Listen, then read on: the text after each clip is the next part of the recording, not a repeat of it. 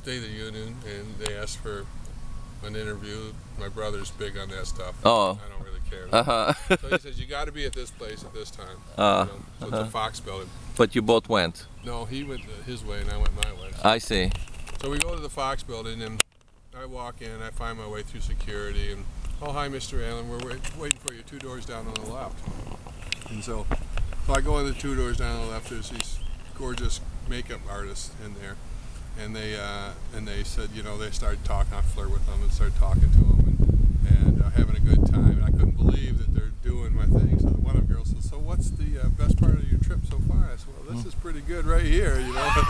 I don't mind having, you know. Go easy, your wife might watch this movie. That's okay, I can care less. All right. So I don't mind this at all. So then we go down, you know, I get my makeup on and I end up taking some pictures with these girls because, I mean, I'm not like a glamour guy, you know. I'm not used to being in a studio getting makeup put on me, you know. Mm-hmm. And so I get some pictures and I walk down and they plop me in a chair and they say the sound's right there and they say, now this is like a video interview.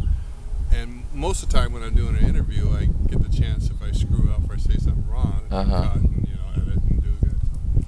So I'm sitting there and I'm waiting for this girl from New York to come on, and he says, now just look right into that black, like looking TV thing, which is a black box. Just looks right there and pretend that there's somebody sitting there talking to you doing the interview. I see. And you won't know any difference. You have an earpiece in, you can hear it. So that's fine, I got that, it's easy.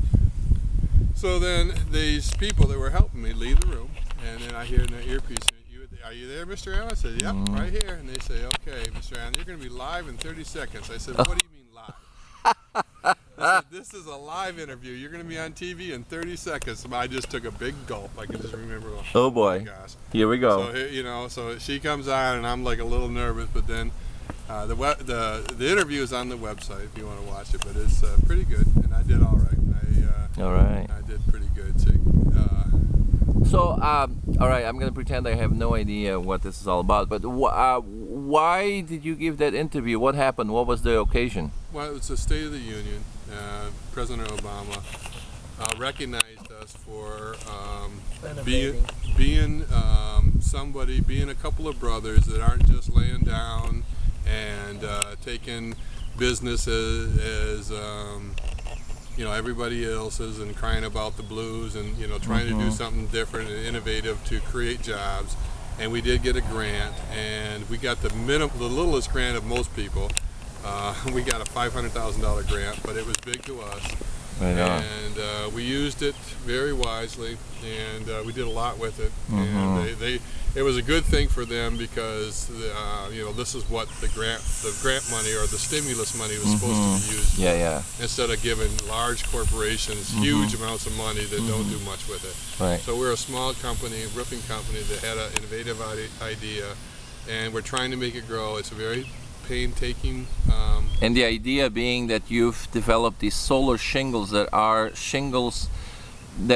panels that are solar panels that replace shingles in this case. This is a photovoltaic, and most photovoltaic is frame modules. You see them on the side of the road, and they're made for large applications in the desert or where it may be. People started putting them on the roof to create the electricity, where they were never designed to be on the roof.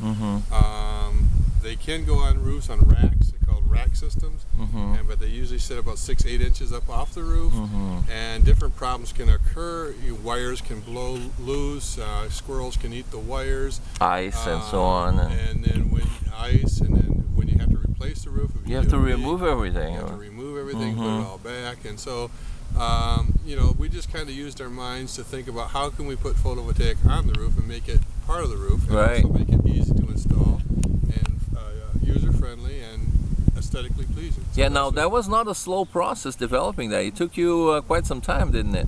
Well, more than the developing of the parts and pieces, the testing and the getting the certifications for a product that basically is not designed or not ever made. So UL and different certifications, wind uplifting, different things like that, have to do their approval with no former products out there. So it took 2 years to go through the UL process. Wow. So was the grant used for part of that? The grant was used for some testing, yeah. a portion of it.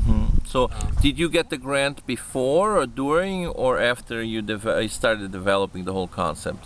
It was pretty close to the early stages, but the money had to be set aside for different Sure. parts of it. Most of it was, testing and developing and different inventories and stuff like that. And you've been in existence officially about 2 years now. And how many houses have you and your 50 company? homes. We've 50 done over homes 50 you've done. homes, yeah. Okay.